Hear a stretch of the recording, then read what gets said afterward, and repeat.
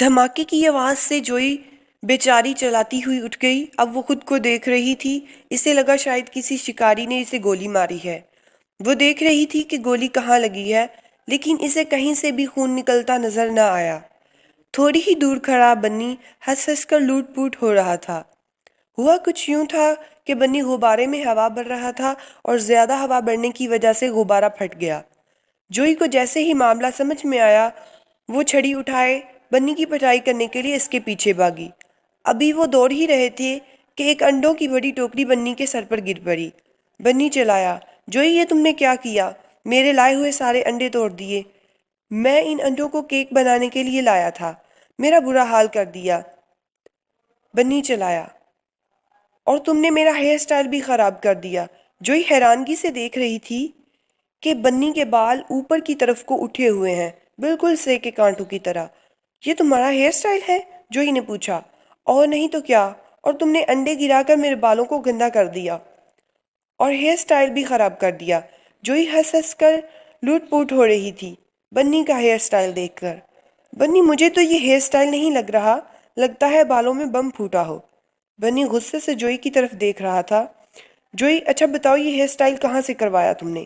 اور انڈے کہاں سے لائے ہو تم؟ بنی، میں بازار گیا تھا۔ انسانوں کے بازار؟ جوئی نے پوچھا۔ بنی نے ہاں میں سر بہلا دیا۔ بنی دیکھو، تمہیں کتنی دفعہ کہا ہے انسانوں کے بازار مت جایا کرو، بھول گئے پچھلی دفعہ بھی تمہیں کچھ لوگ پکڑ کر لے گئے تھے۔ جوئی، میرا موڈ خراب مت کرو، آج میری برتھ ڈے ہے اور مجھے خوشی منانے دو۔ ویسے میں پیدا کب ہوا تھا؟ چلو چھوڑو اس بات کو۔ بنی، جہاں تک مجھے یاد ہے تم سخت گرمیوں میں پیدا ہوئے تھے اور یہ سخت سردی کا موسم ہے۔ بنی کی جوئی کی طرف گھورتے ہوئے بولا، تمہیں کچھ بتانے کی ضرورت نہیں، جب میرا دل کرے گا میں برتھ ڈے مناؤں گا۔ یہ کہہ کر بنی شیمپو اور تولیہ لے کر تالاب کی طرف نہانے چلا گیا۔ جوئی نے منع کیا کہ اتنی سردی میں مت نہاؤ، لیکن بنی کہاں ماننے والا تھا، اور ویسے بھی جوئی نے اس کے بالوں کو گندا کر دیا تھا۔ خیر، وہ نہانے چلا گیا۔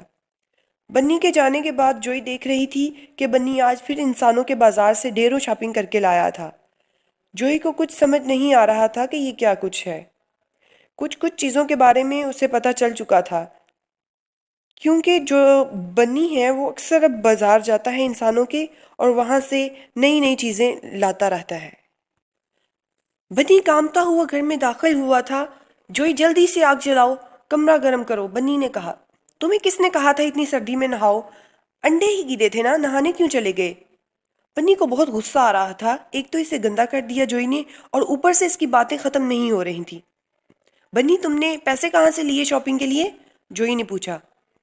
بنی جب بھی شاپنگ کرنے کے لیے جاتا تھا، جوئی اس سے اوٹ پٹانگ سوال کرتی رہتی تھی۔ پیسے کہاں سے لیے؟ شاپنگ کرنے کہاں گئے تھے؟ آج بنی نے بھی پکا ارادہ کر لیا تھا کہ وہ نہیں بتائے گا، کیونکہ وہ جوئی کے نہ ختم ہونے والے سوالوں سے بہت تنگ تھا۔ بنی تھوڑی دیر آرام کرنے کے بعد دوسرے جانوروں کو برتھ ڈے پارٹی پر بلانے کے لیے چلا گیا۔ سب سے پہلے بنی چمپینزی کے پاس گیا۔